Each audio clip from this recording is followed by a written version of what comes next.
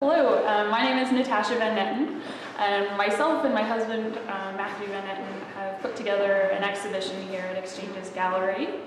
The show is called Surface Tension, and it's about the similarity of forms between mountain ranges and ocean waves. It's about that place where these two forms, which are really opposites in pretty much every way, when you distill that form, it sort of becomes an overlap, and one form can look like another. And so I'll just quickly show you some of the works in our show. And I'll start with the pictures here on this wall. And so this series is called Catching Waves. And the piece for me was came about because I was thinking about what is a wave? How do you describe a wave?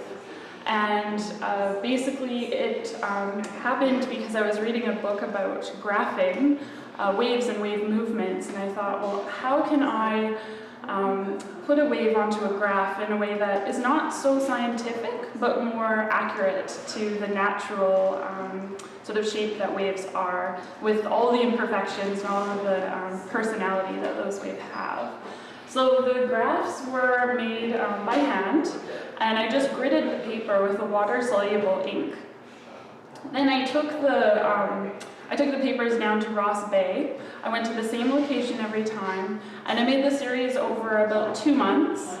And I would go down to the beach and walk out onto the little promenade there and watch the water passing below me.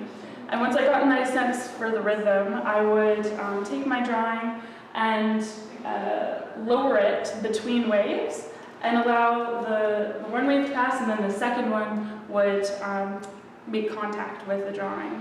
That activated the ink and left an impression of that exact waveform on the grid itself. And so each of these drawings, they capture the sense of the weather of the day as well. So some days were really stormy, like this one over here.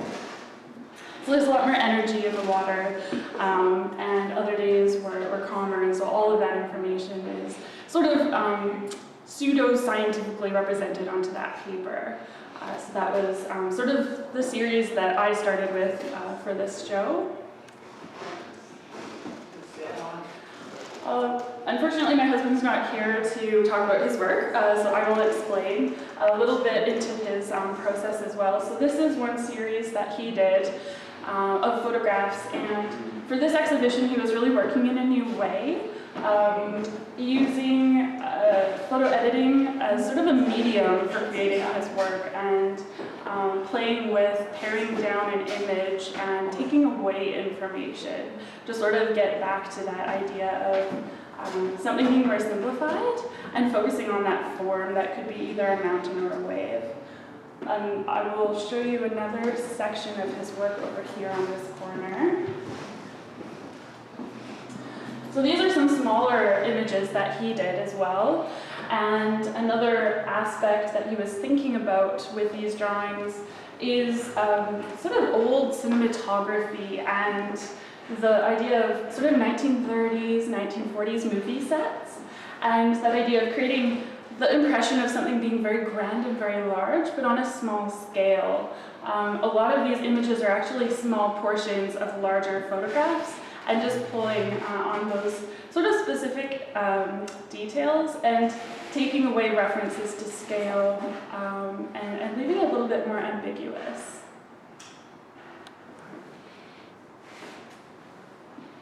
And I'll just take you over here. So this is some more of his work, sort of more standalone photographs, dealing with the same concepts, that idea of really focusing on negative and positive space, sometimes reversing those, and playing with high contrasts.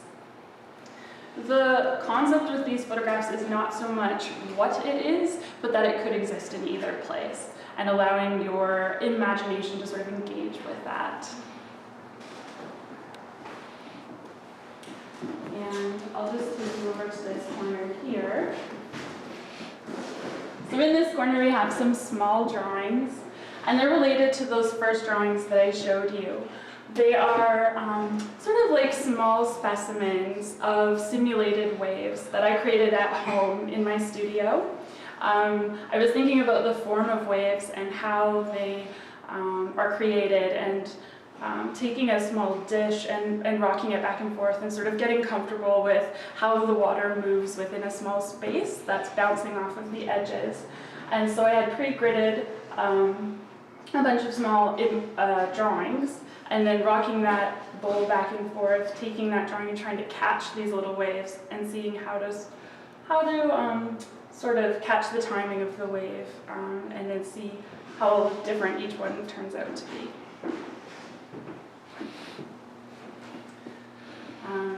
And then this is an installation project here, and it is talking about the, again, that idea that like wave forms being very specific, so are mountain forms. And so for this art, the artwork actually doesn't rest in the steel that's being bent, but it lies in the shadow that is being cast. And so each one represents a very specific mountain that's either on Vancouver Island or can be seen from Vancouver Island, but the artwork exists in what is being cast rather than in the artwork itself. And then I'll just show you some paintings, which are just around this corner again. So for these paintings here, I knew that I really wanted to create some oil paintings of waves for this show, but I was sort of limited in source material. I wasn't able to access the water at this time. And so again, I was thinking, how can I take the ocean and bring it into my home? How can I experiment with those forms of waves by creating them within a contained environment? And so I had a large mixing bowl that I filled with water and added some ink to it so that I could actually see it as a shape, and rocking it back and forth, playing with the form that it created, because then I was able to access an isolated wave form rather than going to the ocean and seeing them in sort of a large expanse, but painting them, thinking about mountains, and sort of allowing the two to interplay. Thank you so much for spending time with me, talking about my work. I appreciate it. Thank you.